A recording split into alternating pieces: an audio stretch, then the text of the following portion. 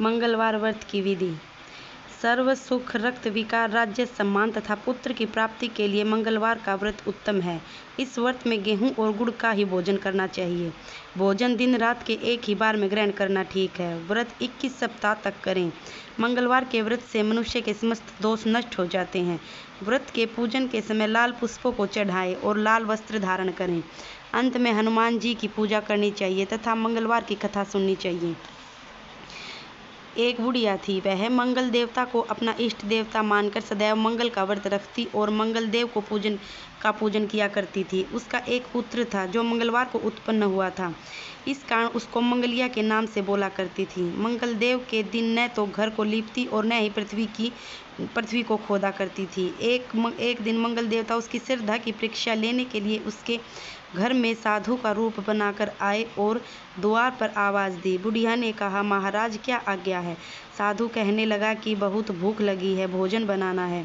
इसके लिए तू थोड़ी सी पृथ्वी लीप दे तो तेरा पुण्य होगा।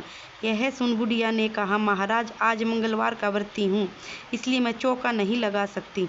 कहो तो जल का छिड़काव कर दूँ, उस पर भोजन बना लेना। साधु कहने लगा कि मैं गोबर से लीपे चौके पर ही भोजन बनाता हूँ। बुढ़िया ने कहा, पृथ्वी लीपने के सिवाय और कोई सेवा हो तो मैं सब कुछ करने को तैयार हूँ। साधु ने कहा, सोच समझकर उत्तर दो, जो कुछ भी मैं कहूँ सब तुमको करना होगा। बुढ़िया कहने लगी कि महाराज पृथ्वी लीपने के अलावा जो भी आज्ञा करेंगे उसका पालन अवश्य करूँगी। बुढ़िया ने ऐसे 3 बार वचन दे दिया।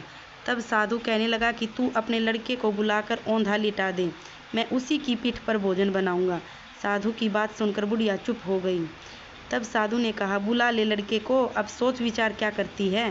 बुढ़िया ने मंगलिया मंगलिया कहकर पुकारने लगी। थोड़ी देर के बाद लड़का आ गया। बुढ़िया ने कहा, जा बेटा, तुझे बाबा जी बुलाते हैं। लड़के ने बाबा जी से जाकर पूछा, क्या आज्ञा है महाराज? बाबा जी ने कहा कि आओ अपनी माता जी को बुला लाओ।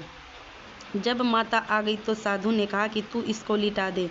बुढ़िया ने मंगल देवता का स्मरण करते हुए लड़के को औंधा लिटा दिया और उसकी पीठ पर अंगीठी रख दी। वह कहने लगी कि महाराज अब जो कुछ आपको करना है कीजिए, मैं जाकर अपना काम करती हूँ।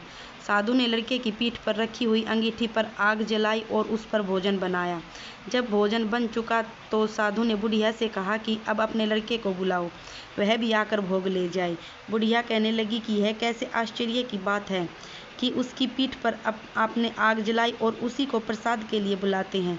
क्या यह संभव है कि अब भी आप उसको जीवित समझते हैं? आप कृपा करके उसका स्मरण भी मुझको ना कराइए और भोग लगाकर वहाँ जहाँ जाना हो जाइए। साधु के अत्यंत आग्रह करने पर बुढ़िया ने ज्यों ही मंगलिया कहकर आवाज़ लगाई त्यों ही वह एक ओर से दौड़ता हुआ आ गया। साधु ने लड़के को प्रसाद दिया और कहा कि तेरा व्रत सफल हो गया, तेरे हृदय में दया है और अपने इष्ट देव में अत्यंत श्रद्धा है, इसके कारण तुझको कभी कोई कष्ट नहीं होगा। जय श्री राम।